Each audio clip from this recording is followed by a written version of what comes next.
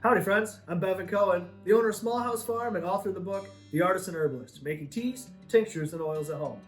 In today's video, I'm going to show you how to blend and brew some delicious herbal teas. I'm driving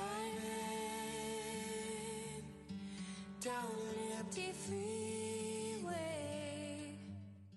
Before we get started, I think it's important that we talk about the difference between traditional tea and herbal teas. Now, traditional teas are all brewed from the same plant, Camellia sinensis, also known as the tea plant, right? Now, this is green tea, black tea, brown tea, matcha, all of those are all made from the leaves of this one single plant. They're just processed differently, which gives us a number of different products. Whereas on the other hand, herbal teas are made from the leaves, stems, flowers, roots, and seeds of pretty much any other plant that you can brew. And those are the teas that we're going to be making today.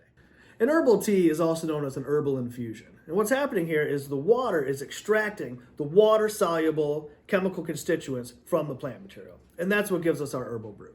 Step number one for brewing a delicious herbal tea is gathering the equipment. Now, of course, we're going to need our teapot and our favorite teacup.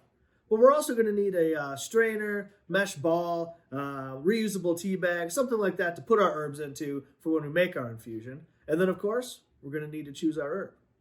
Now, I always recommend when you're working with herbal teas, especially as a beginner, that you want to just choose one single herb to work with, right? Let's just begin with one plant. That way we can study it, learn its flavor profiles, its medicinal benefits. It's a good place to get started. So today, I think we should start with a delicious chamomile tea. How much herb do we need to brew our cup of tea, right? So when working with dry herbs, I always recommend about a tablespoon.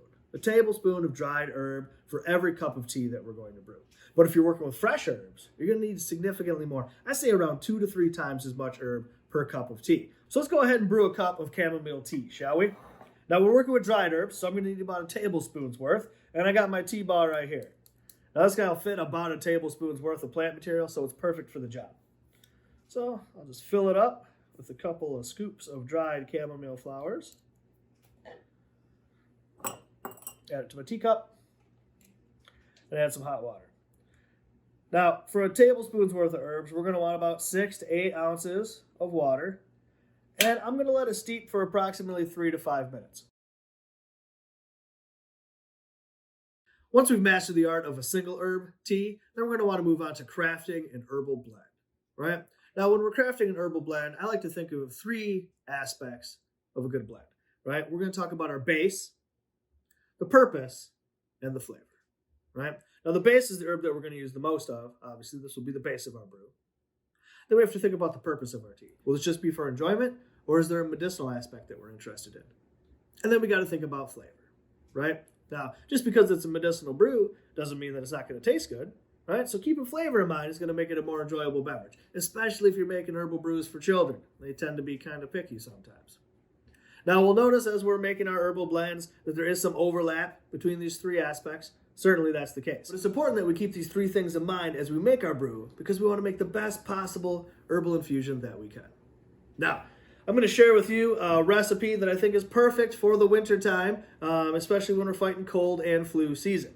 For the base of this herbal tea blend that we're going to make, we're going to use this echinacea leaf. Now, this is Echinacea purpurea, which is a species grown specifically for its medicinal leaves.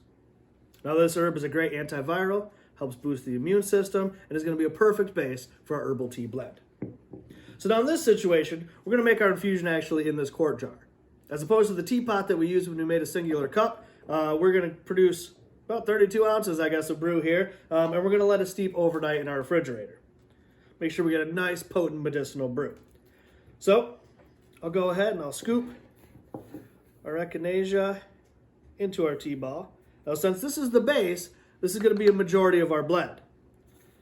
So I'm going to use about 1.5 tablespoons of echinacea leaf. For our second ingredient now, we're going to add some fennel seeds. Now, this is an overlapping aspect, certainly, because these seeds are going to add some great flavor to our brew, but fennel seeds are wonderful for soothing a sore throat. So we're going to add about a teaspoon of fennel seeds to our brew. Our next ingredient is going to be thyme. This is the secret ingredient, really. The active chemical constituent in thyme is known as thymol, right? Which is one of the best things that we can use for stopping a cough and easing a sore throat. So another teaspoon of thyme leaf.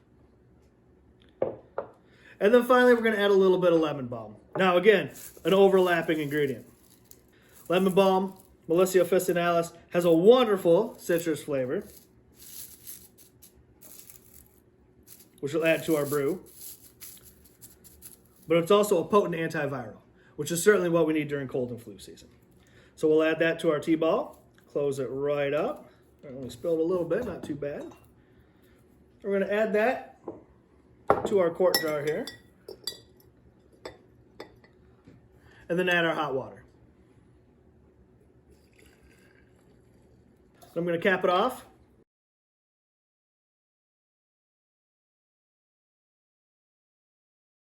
Label it. Then I'm going to place it in the refrigerator to infuse overnight. And this is going to give us a potent medicinal herbal brew.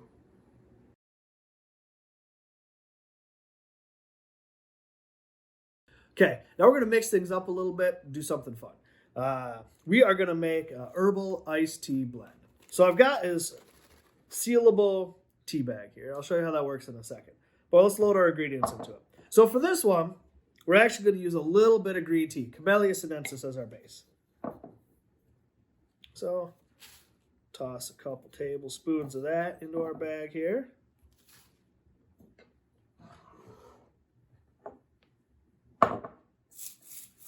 Some lemon balm, again for that delicious citrus flavor. A couple of tablespoons worth of that in there. So almost an equal amount of lemon balm to green tea in our blend here.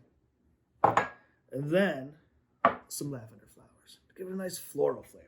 Lavender is a very strongly flavored herb. So we are just going to use a small amount. We don't want to overpower our drink here. I'm just going to put, let's go with 2 teaspoons. 2 teaspoons of lavender flowers. Settle it all down towards the bottom of our bag here. And then we're going to use this heat sealer to close it up. There we go. Just that easy. Made our own tea bag. So I'm going to get a quart jar, again, just like we did with our winter brew. Place our tea bag right inside of it, and then add our hot water.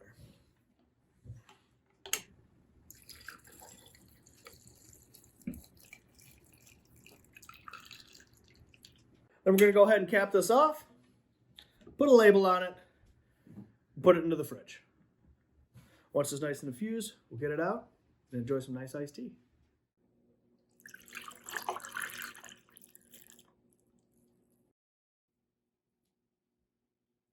Here are a few of my favorite plants to use for herbal tea blends. Nettles, Urtica dioica. This plant's so high in minerals and nutrients, it makes a wonderful, nourishing brew anytime in the winter. Wintergreen. Wintergreen has a nice mint flavor to it, but it also has a compound known as methyl salicylate, which adds a great pain-relieving aspect to a brew. Lemon balm, an herb that we worked with in a couple of our recipes today, Melissa officinalis. Not only is she delicious when brewed into a tea, but she's also antiviral, great for stomach upsets, digestive issues. Oregano. Now, oregano may not be an herb that you think of when you think of herbal teas, but it is a nice, warming, spicy flavor, great to warm you up on a cold winter day. And calendula. Now, calendula is most well known as a topical herb, used for skin treatments and that sort of thing, but it is edible, and it's delicious, and adds a nice floral aspect to an herbal tea blend. Thank you so much for spending some time with us today, and I hope that you enjoy crafting some herbal tea blends.